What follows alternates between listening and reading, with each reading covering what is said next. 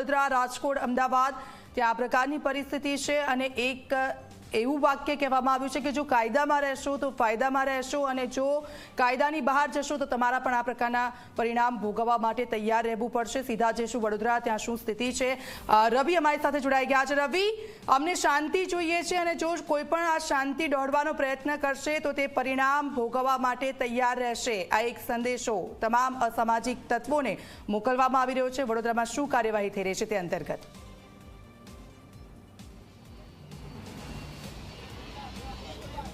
બિલકુલ દીક્ષિતા, વાત કરવામાં આવે તો વડોદરા શહેરમાં છેલ્લા 3 દિવસથી દરેક ઝોનમાં જે લિસ્ટેડ બુટલેગરો છે, સાથે જ અસામાજિક તત્વો છે, તેમના ઉપર પોલીસ દ્વારા અને કોર્પોરેશન દ્વારા સંયુક્ત રીતે કાર્યવાહી કરવામાં આવી રહી છે। અત્યારે કોર્પોરેશનની ટીમ પોલીસની સાથે અહીંયા પહોંચી છે તાંદલજાના સંતોષનગરમાં, કે જ્યાં બુટલેગર ફિરોઝા બાનુ છે તેના ઘરના બહાર જે ઓટલાનું ગેરકાયદેસર બાંધકામ કરવામાં આવ્યું હતું તે ગેરકાયદેસર બાંધકામને અહીંયા તોડી પાડવામાં આવ્યું છે।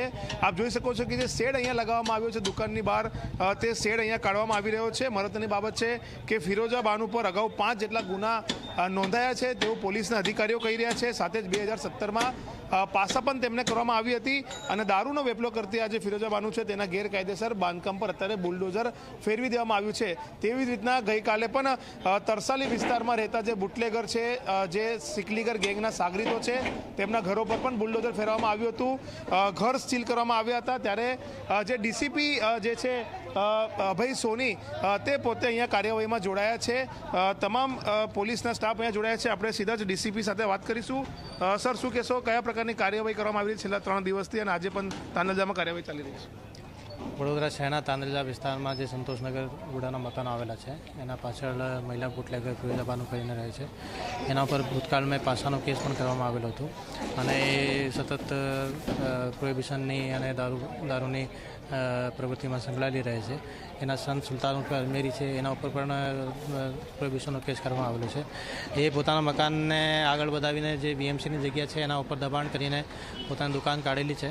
આ દુકાન અત્યારે વીએમસીની દબાણ શાખા અને ટાઉન પ્લાનિંગની શાખાના અધિકારીઓને સાથે રાખીને જે કાયદેસર છે આ મુજબ અમે લોકોએ કાર્યવાહી કરી રહ્યા છે અને દબાણ અત્યારે અહીંયા દૂર કરી રહ્યા છે। કોર્પોરેશનના જે ટાઉન પ્લાનિંગ અધિકારી આવ્યા છે એમની સાથે વાત થઈ, એમની પાસે કોઈ નકશો નથી આ ઘરનો કે ભાઈ કાયદેસરની છે કે ગેરકાયદેસર છે, માલિકીનો કોઈ પુરાવા પણ નથી એમની પાસે? અમે લોકોએ સતત અહીંયા પહેલાં પેટ્રોલિંગ કરીને પહેલાં આખું અસેસમેન્ટ કરવામાં આવેલું હતું। 2 દિવસથી અમે લોકો અહીંયા અસેસમેન્ટ કરી રહ્યા છે કે વીએમસીના જે ટાઉન પ્લાનિંગ જે ટીપી પડી હતી, ટીપીના મુજબ કઈ પ્લોટ મંજૂર થયેલા છે અને પ્લોટના બહાર કેટલા મીટરનો રોડ છે, આખી માપણી કર્યા પછી નિર્ણય લેવામાં આવેલો છે। નહીં, એમની પાસે જે આ મકાન માલિક જે છે એમની પાસે મકાનનો પુરાવો છે કે નહીં, એ કોર્પોરેશન પાસે કોઈ માહિતી જ નથી? તો આ બધું એ લોકોએ પહેલાં ચેક કરી લીધું છે કે ટીપીના પ્લોટ જે માપણી શીટ એમના પાસે છે આ મુજબ એ લોકોએ માપણી કરીને જે એમની રોડની જગ્યા હોય આ મુજબ એ લોકોએ પહેલાં માપણી કરી લીધી હતી અને જે દબાણ હતા આ માપણી ઉપર એ દબાણો અત્યારે અમે લોકો દૂર કરી રહ્યા છીએ। તો જે રીતના માપણી કરવામાં આવી તે માપણીના આધારે કોર્પોરેશનની જે ટીમ છે તે અત્યારે દબાણ દૂર કરવા માટે અહીંયા આવી છે। પોલીસને સાથે બંદોબસ્ત રાખવામાં આવી છે। આપ જોઈ શકો છો કે કામગીરી જે છે તે અત્યારે પૂર્ણ કરવામાં આવી છે અને હજુ પણ આગળ પણ જે પણ લિસ્ટેડ બુટલેગર અથવા તો અસામાજિક તત્વો છે કે જેમની ઉપર 2 કે તેના કરતાં વધારે ગુના દાખલ થયા છે તે તમામ લોકો ઉપર આ જ રીતના બુલડોઝર કાર્યવાહી જે છે તે કરવામાં આવી રહી છે। ચોક્કસથી કહી શકાય કે વડોદરા શહેરમાં આગામી ઘણા સમય સુધી અથવા ઘણા દિવસો સુધી આ કાર્યવાહી ચાલુ રહેશે અને છેલ્લા 3 દિવસમાં અંદાજિત 15થી પણ વધારે અસામાજિક તત્વો અને બુટલેગરોના ઘર જે છે તેને ધ્વસ્ત કરવામાં આવ્યા છે અને તેમની સામે કડક કાર્યવાહી કરવામાં આવી રહી છે। જી દીક્ષિતા। બિલકુલ આભાર રવિ આપનો, આપની પાસેથી અપડેટ્સ લેતા રહીશું। તો આ સામાજિક તત્વો સુધરી જજો, નહીં તો તમારા પણ આ જ હાલ થશે। કાયદામાં રહેશો તો જ ફાયદામાં રહેશો, નહીં તો પરિણામ ભોગવવા માટે તૈયાર રહેજો। ગુંડાઓના ઘરે બુલડોઝર ફરી વળી રહ્યું છે। વડોદરાને સુરતના અમે આપને દ્રશ્યો બતાવ્યા છે, પરંતુ અમદાવાદમાં પણ આ કાર્યવાહી શરૂ જ છે। હજી પણ જે લિસ્ટ કાઢવામાં આવ્યું છે એ લિસ્ટમાંથી તમામ લોકોને શોધી અને તેમની જે ગેરકાયદેસર મિલકતો છે તેના પર બુલડોઝર ફેરવવામાં આવી રહ્યું છે।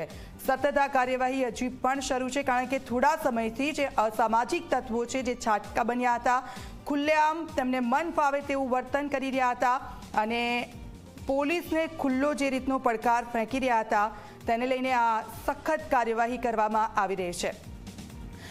દ્રશ્યો મેં આપને વડોદરાના બતાવી રહ્યા છે। ફિરોઝા બાનુ નામની જે બુટલેગર હતી તેનું જે ગેરકાયદેસર જે ઓટલો બનાવવામાં આવ્યો હતો તે તોડી પાડવામાં આવ્યો છે. ગુંડાઓના ઘરે હાલ બુલડોઝર ફરી વળ્યું છે. પોલીસની આખી ટીમ ત્યાં પહોંચી છે અધિકારીઓની સાથે. ફિરોઝા બાનુના ઘર બહારના દ્રશ્યોમાં આપને બતાવી રહ્યા છે.